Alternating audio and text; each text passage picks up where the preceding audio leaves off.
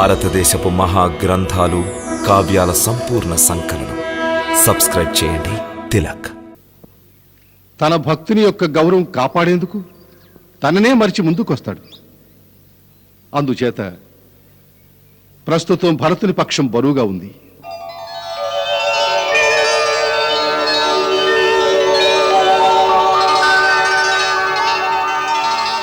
రామా, భరతుని ప్రేమ నిశ్చలమైంది, నిస్వార్థమైంది. అతడు నీ యొక్క అనన్య భక్తుడు.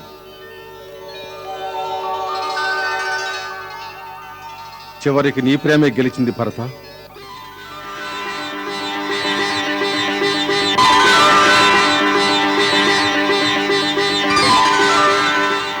భరత, గుర్తుంచుకో, ప్రేమకు కూడా ఒక నీతి ఉంది. దానికి కొన్ని నియమాలున్నాయి. ప్రేమ నిజమైన శక్తి. అది నిస్వార్థంగా ఉండటంలో ఉంది. ఒకసారి ప్రేమికుడు నిస్వార్థుడైతే అతను ఏమీ ఆశించడు.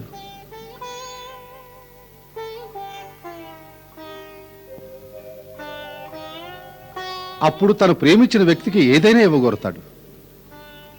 అతని సుఖం, అతని ఆనందం కోసం తన సర్వస్వం ధారపోయాలని కోరుకుంటాడు. అందుచేత తమరు ఒక నిర్ణయానికి రావాలి. తమరు తమ రామునికి ఏమి ఇవ్వగలరు? ప్రాణం కంటే ఉన్నతమైంది మరొకటి లేదు మహాత్మా. రామచంద్రుల వారికి మా ప్రాణాలను అర్పించగలం. ప్రాణాలు అర్పించడమే సరళమైంది. కానీ తమ ప్రియ అగ్రజుల కోసం అప్పుడప్పుడు జీవించడమే కష్టతరం అవుతుంది.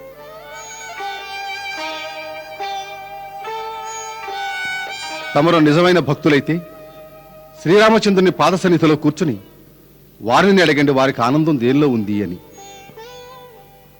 ఆ పైన వారేం ఆదేశిస్తే అదే ఆదేశాన్ని ప్రేమారాధనగా నెరవేర్చండి.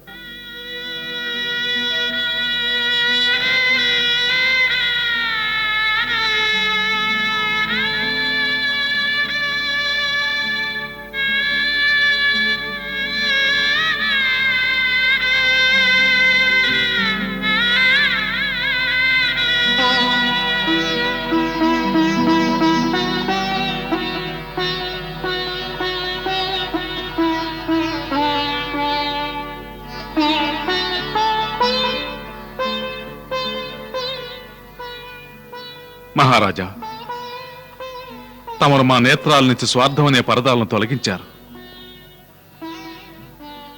ఇప్పటి వరకు మేము కేవలం మా కర్తవ్యం, ప్రతిష్ఠ గురించి ఆలోచించేవాళ్ళం. దాన్నే ప్రేమ అనుకునేవాళ్ళం. తమరు మమ్ము గెలిపించి మాకు శక్తిని ప్రసాదించారు. మేము తమరు చేసిన మేలును జన్మ జన్మలకు మరువలేం మహాత్మా.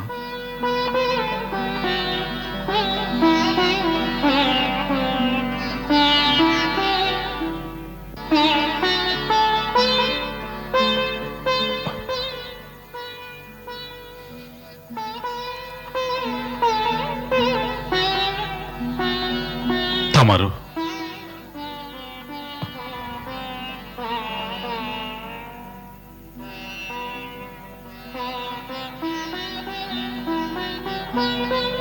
తమరు ఆజ్ఞాపించండి, ఏం చెయ్యాలో.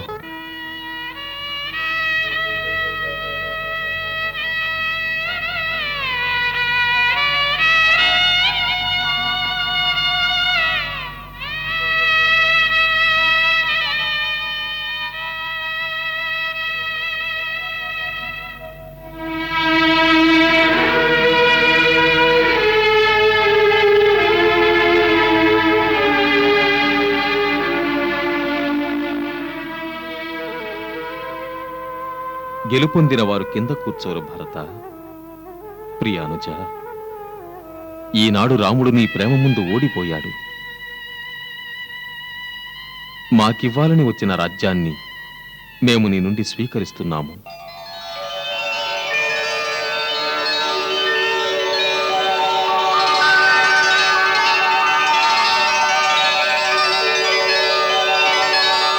పూజ్య పితృదేవుల వాక్కుకు భంగం కలగకుండా మేము నిన్నొకటి అర్థిస్తున్నాము.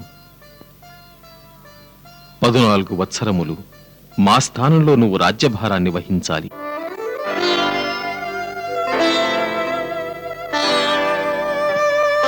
మేము అభంశుభం తెలియని బాలకులం. మేము రాజ్యభారం వహించలేము. గురుదేవులు, ఆర్య సుమంతులు, మంత్రివర్యులు నీకు సహకరిస్తారు. గురుదేవుల ఆజ్ఞతో కార్యాలు నిర్వహిస్తే ఎలాంటి కష్టమూ ఉండదు. అన్ని కార్యాలు శుభప్రదమవుతాయి.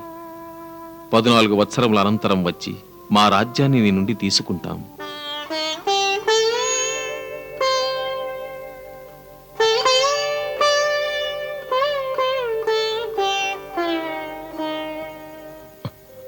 తమరు నిర్దయులు అగ్రజ. ప్రేమకు మూల్యం ఏదైనా.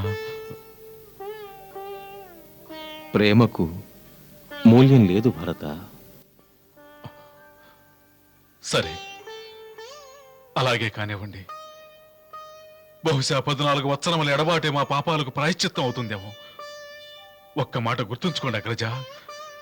14 వత్సరముల అనంతరం తమరి రాకలో ఒక్క దినం ఆలస్యమైనా సరే మీ పాదాల మీద ప్రమాణం చేసి చెబుతున్నాం, మా చితికి నిప్పంటించవలసి వస్తుంది. అలా అనకు భరత.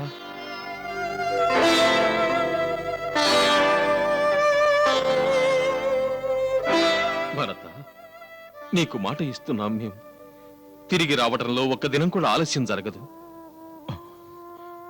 తమరు మా కోరికను అనుగ్రహిస్తారా? పిచ్చివాడ, మా ప్రాణాలు అడిగినా ఈ క్షణంలో ఇస్తాము. అడుగు, నీకేం కావాలో. మాకు తమరి చరణ పాదుకలు ఇవ్వండి. చరణ పాదుకలా? అవును, అవును అగ్రజ. తమ రాజ్యం తమ ఈ సేవకుడి చెంత నిక్షేపంగా ఉంటుంది అగ్రజ. తమరు లేని సమయంలో తమ సింహాసనాన్ని ఎవరధిష్ఠిస్తారు? తమ పాదుకలనే రాజసిహనాలుగా మార్చి తమ సింహాసనంపై ఉంచుతాం. ప్రతిరోజు వాటి ఆశీర్వాదం తీసుకున్న తర్వాతే రాజకార్యాలు నిర్వహిస్తాం.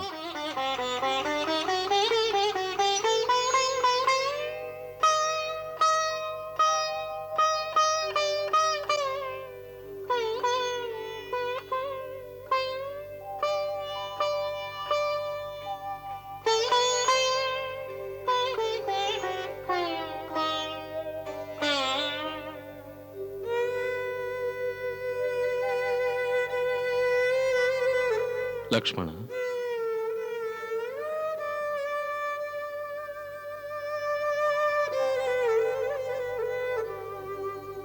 మహాత్మా భరత, తమరు ధన్యులు. సదా జయము కలుగుగాక.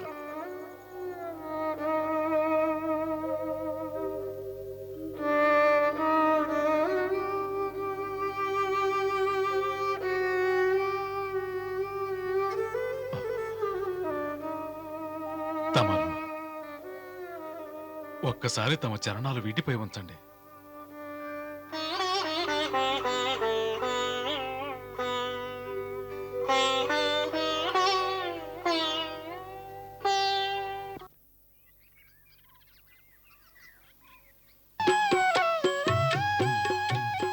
ఒకనాడు నువ్వు మమ్మల్ని విడిచి వెళ్ళావు.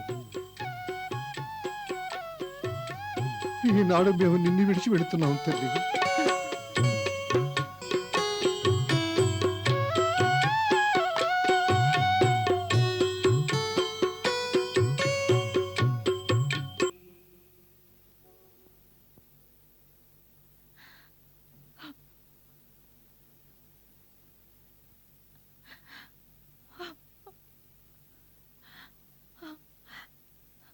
రామా,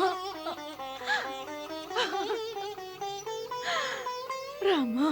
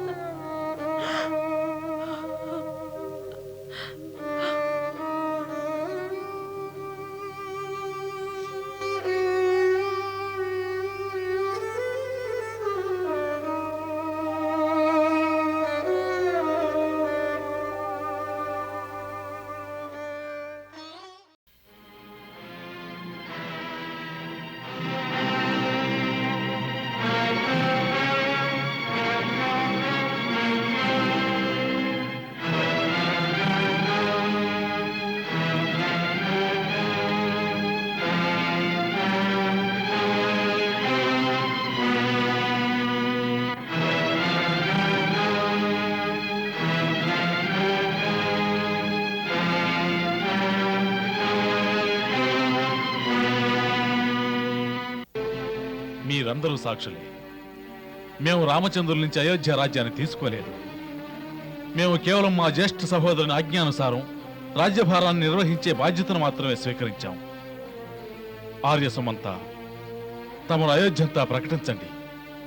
అయోధ్యకు ప్రభువులు శ్రీరామచంద్రులేనని, కానీ వారు పితృవాక్య పరిపాలన కారణంగా 14 వత్సరములు అయోధ్యకు తిరిగి రాలేరని, కనుక ఈ వ్యవధిలో వారి జ్ఞాపక చిహ్నాలుగా వారి పాదుకలు ఈ రాజసింహాసనంపై విరాజిల్లుతాయని, నేటి నుంచి కోసల రాజ్యం రాజచిహ్నాలు కూడా ఇవే అవుతాయని, వీటి ఆశ్రయ ఛాయలో శ్రీరామచంద్రుని చరణ సన్నిధిలో ఉన్నట్టు ప్రజలు నిర్భయంగా ఉంటారు. ఈ రాజ్యంలో నివసించే ప్రతి ఒక్కరిని వారి ప్రథమ సేవకుడైన ఈ భరతుడు సంరక్షిస్తాడు. తన ప్రాణాలను ధారపోసైనా సరే మా పూర్వీకుల అఖండ కీర్తి పతాకాన్ని నలుదిశలా ఎగరవేస్తూ ఈ కోసల సామ్రాజ్య సరిహద్దులను సంరక్షించటం ఈ భరతుని ప్రథమ కర్తవ్యం. సమస్త మంత్రి పుంగవులు మరియు రాజోద్యోగులకు నా విన్నపం ఒక్కటే. మహారాజు రామచంద్రులు లేని కారణంగా మీ అందరి బాధ్యత రెట్టింపు అయ్యింది. న్యాయ పరిపాలన, ధర్మ రక్షణ, నిస్వార్థ ప్రజాసేవలో ఎటువంటి పొరపాటు రాకూడదు.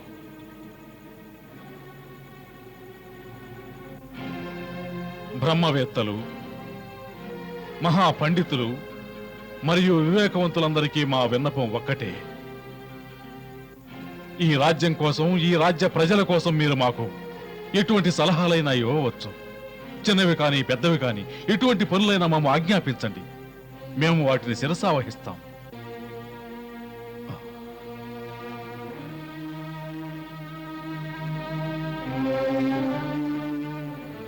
గురుదేవా, తమరు అనుమతిస్తే మా మనసులో ఒక మాట ఉంది. మీరు తప్పక అంగీకరిస్తారనే మనోధైర్యంతో మీ ముందుంచుతున్నాం.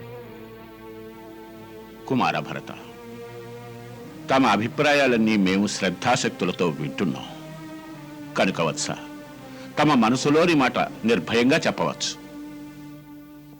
గురుదేవా, మా ప్రభువుల అడవిలో కుటీరంలో ఉంటుండగా వారి సేవకులం రాజభవనంలో ఉండటం శోభకరం కాదు. కనుక అనుమతించండి. మేము కూడా నగరానికి దూరంగా సరయూ నదీ తీరాన నంది గ్రామంలో కుటీరం నిర్మించుకొని తపస్సులా జీవితం గడుపుతాం. మా ప్రభువు కటిక నేలపై నిద్రిస్తున్నందున మేము నేలను పల్లం చేయించి వారికంటే కింద స్థాయిలో నిద్రిస్తాం. అక్కడే పాదుకలకు మందిరం నిర్మించి రామచంద్రుని పాదుకలను సింహాసనంపై అలంకరించి వారి అనుమతి గైకుని రాజ్యభారం నిర్వహిస్తాం. అందుకు మీ అనుమతి కోరుతున్నాం.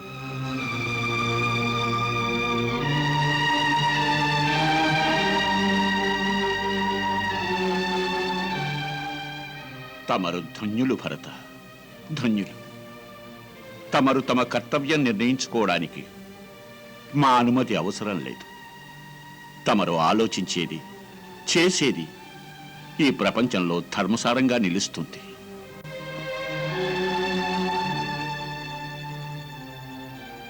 ధర్మపిత మహారాజ జనక, సమస్త గురువరేణ్యులారా, నా అభ్యర్థన ఒక్కటే. నా కర్తవ్య పాలనలో నాకు విజయం చేకూరాలని నన్ను ఆశీర్వదించండి. కుమారా భరత, పర్వతాల నుంచి దిగువకు ప్రవహించినటువంటి సమస్త నదీ జలాలు సాగర గర్భంలో కలుస్తాయి.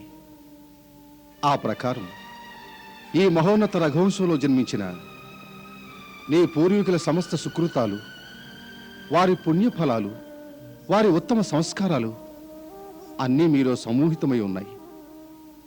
తమ నామం ఈ జగత్తులో అమరమవుతుంది.